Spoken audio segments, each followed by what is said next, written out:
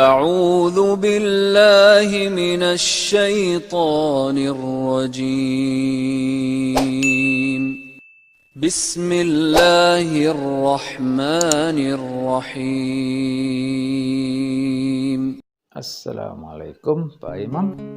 Tanya dong, kalau menurut Quran sebetulnya masalah manusia itu gimana sih? Sehingga Tuhan menurunkan panduan kitabnya di mana manusia diharapkan membaca, mengikutinya, mematuhinya. Gitu bro. Apa sih sebetulnya masalahnya manusia? Dan kalau itu bisa diatasi oleh manusia, maka dia berbahagia dunia sampai di akhirat. Mudah-mudahan begitu. Bro, menurut Quran ya bro. Makasih. Assalamualaikum. Waalaikumsalam warahmatullahi wabarakatuh. Terima kasih banyak ya atas pertanyaannya. Pertanyaannya super sekali. Terima kasih banyak. Mari kita belajar bersama Al-Quran untuk mencari tahu apa jawaban dari pertanyaan-pertanyaan itu. Oke. Alhamdulillah ya, kalau saya tidak salah tangkap, maka pertanyaannya adalah apa masalah manusia sehingga Tuhan menurunkan petunjuknya kepada mereka.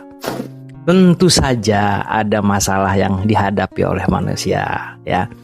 Maka untuk menjawab pertanyaan tersebut, Al-Quran punya banyak jawaban, baik yang pendek maupun ada juga jawaban yang panjang. Ya, sehingga manusia bisa mempelajarinya di Al-Quran. Apa masalah-masalahnya? Banyak sekali. Di sini hanya kita sampaikan beberapa contoh ya. Jawaban pendeknya adalah misalnya ya, di Al-Imran 185. Bismillahirrohmanirrohim. Setiap yang bernyawa akan merasakan mati, dan hanya pada hari kiamat sajalah diberikan dengan sempurna balasanmu. Barang siapa dijauhkan dari neraka dan dimasukkan ke dalam surga, sungguh dia memperoleh kemenangan. Kehidupan dunia hanyalah kesenangan yang memperdaya. Nah, itu sebenarnya jawaban pendeknya. Mari kita telaah. Sebetulnya apa yang disampaikan oleh ayat tersebut? Ayat tersebut menyampaikan bahwa manusia pasti akan 1. menghadapi kematian, 2. menghadapi hari kiamat, ya 3. mendapatkan balasan, lalu balasan berupa neraka dan surga. Lalu bagaimana sebenarnya kehidupan ini? Nah, semua hanya bisa dijawab oleh Al-Quran. Ya, jadi ayat tersebut menjelaskan apakah kita setelah memahami bagaimana menghadapi kematian, bagaimana menghadapi hari kiamat, ya, apakah sudah tahu balasan yang akan kita terima? Apakah neraka dan surga itu? Dan bagaimana seharusnya hidup di dunia ini? Siapa yang dapat memberikan jawaban itu semua? Tentunya tidak seorang pun mampu menjawabnya jika tidak diberi petunjuk dan dijelaskan oleh Tuhan sebagai penciptanya manusia. Sebagai contoh, ya, di sini Allah menjelaskan bagaimana kematian itu sesungguhnya. Nah, Allah memberikan jawaban di beberapa ayat soal kematian itu. Banyak sekali, namun kita lihat beberapa saja di sini ya. Oke, contohnya pertama adalah bahwa batas waktu atau ajal seseorang hanya diketahui oleh Tuhan. Ya, jadi kematian kita, kapan waktunya, itu hanya Tuhan yang tahu. Oke, jelas ya? Nggak ada yang tahu selain Allah. Ya, lalu bagaimana dengan batas waktu? Apakah dapat dinegosiasi? Nah, itu di surat Al-Munafikun ayat 11. Allah menjelaskan bahwa tidak ada yang bisa menundanya. Nggak ada negosiasi soal waktu, soal ajal. Ya, jadi kita harus betul-betul siap. Lalu dalam kematian itu, siapa eksekutornya? Siapa yang membuat kita mati dan bagaimana caranya? Nah, di ayat 61-nya masih surat 6 itu dijelaskan oleh Allah bagaimana eksekutor itu menyelesaikan masalah kita. Lalu yang berikutnya adalah bahwa setiap yang bernyawa akan merasakan mati tanpa terkecuali. Jadi setiap apapun yang punya jiwa atau punya nyawa, maka dia pasti akan merasakan mati. Sudah tidak bisa ditunda-tunda lagi, tidak bisa dipilih-pilih lagi, semua. Dan masih banyak lagi petunjuk serta penjelasan-penjelasan yang terkait dengan kematian yang kita butuhkan di dalam Al-Quran. Tentang kematian banyak sekali, ya. Demikian juga misalnya adalah petunjuk terkait dengan hari kiamat. Ya, banyak sekali informasi yang ada di dalam Al-Quran yang menjelaskan kepada kita apa itu hari kiamat.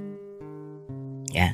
Nah, contohnya adalah di Al-Imran ayat 25. Hari kiamat adalah hari di mana setiap jiwa tadi menerima balasannya. Dan balasannya itu tidak menzolimi mereka, artinya sesuai dengan amal perbuatan mereka. Lalu, hari kiamat itu bagaimana menanggapinya? Kita harus menanggapi hari kiamat itu sudah dekat. Ya, di Asyura ayat 17. Allah yang menurunkan kitab Al-Quran ini dengan membawa kebenaran dan raja. Dan tahukah kamu boleh jadi hari kiamat itu sudah dekat? Jadi sudah jelas sekali bahwa ada permasalahan yang harus dijawab oleh manusia, ya, sampai Tuhan harus menurunkan petunjuknya, ya, menurunkan kitab sucinya, menurunkan penjelasan-penjelasannya kepada manusia. Karena kasih sayangnya kepada manusia. Itu yang paling penting yang harus kita sadari.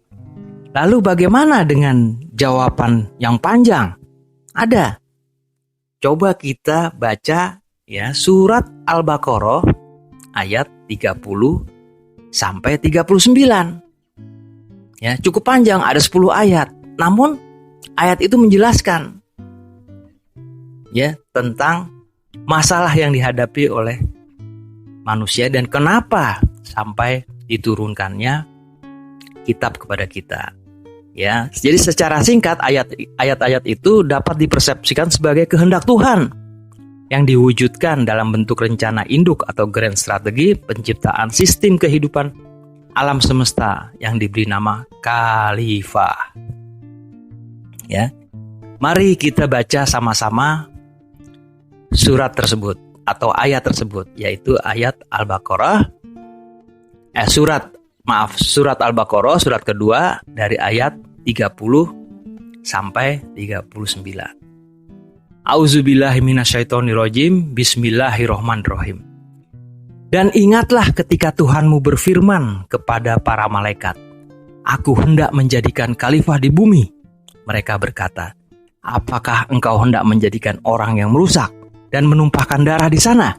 Sedangkan kami bertasbih memujimu dan menyucikan namamu. Dia berfirman, Sungguh aku mengetahui apa yang tidak kamu ketahui.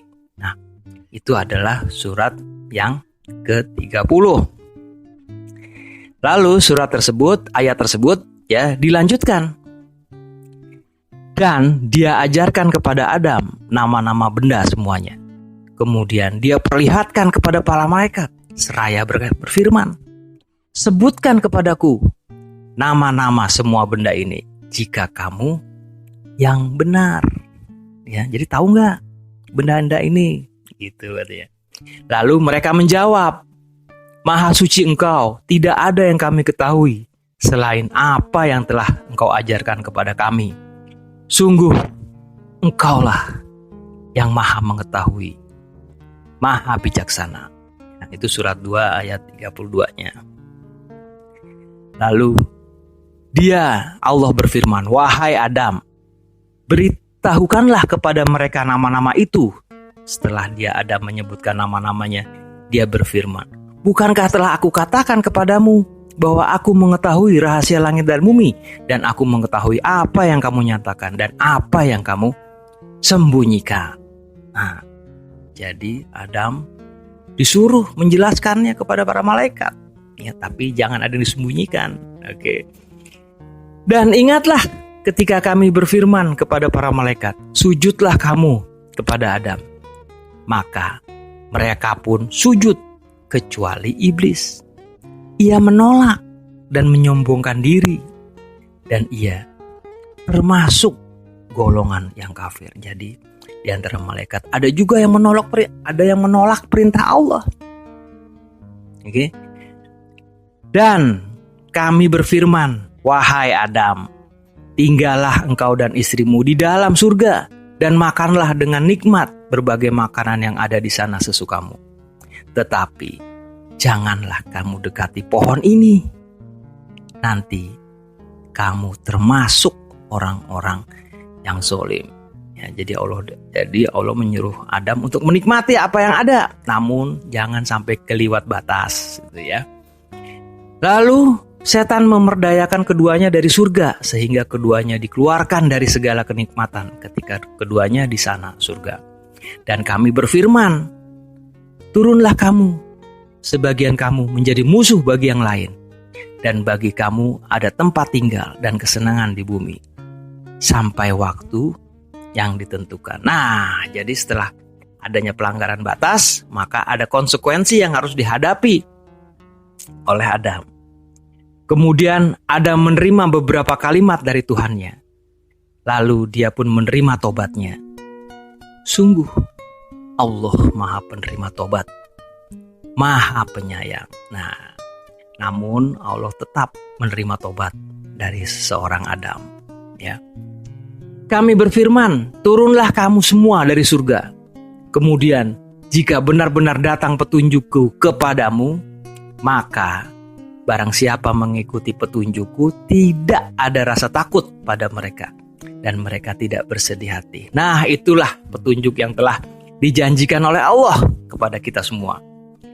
Adapun orang-orang yang kafir dan mendustakan ayat-ayat kami, mereka itu penghuni neraka. Mereka kekal di dalamnya. Nah, jelas ya. Jadi petunjuk itu merupakan janji Allah kepada makhluknya semua, bahwa Dia akan menurunkannya kepada kita semua. Nah, atas dasar kejadian sebagaimana yang telah disebutkan, maka Allah mengajarkan bahasa untuk bertobat, serta berjanji memberikan petunjuknya kepada Adam sebagai pedoman kehidupan bagi dirinya, orang-orang, dengan maksud agar dapat melewati kehidupan di dunia dengan keberuntungan atau dengan kebahagiaan dunia dan akhirat. Ya. Nah, tentang petunjuk yang dijanjikan itu, Tuhan menegaskan bahwa yang mengikutinya tidak akan merasa takut, ya, khawatir, cemas, gelisah, atau stres dan bersedih hati. Namun, bagi yang tidak mengikuti petunjuknya, maka dia disebut sebagai orang kafir. Ya, bagi yang mendustakannya akan merasakan neraka, takut, khawatir, cemas, gelisah, atau stres dan bersedih hati. Ya, demikian ya. Oke.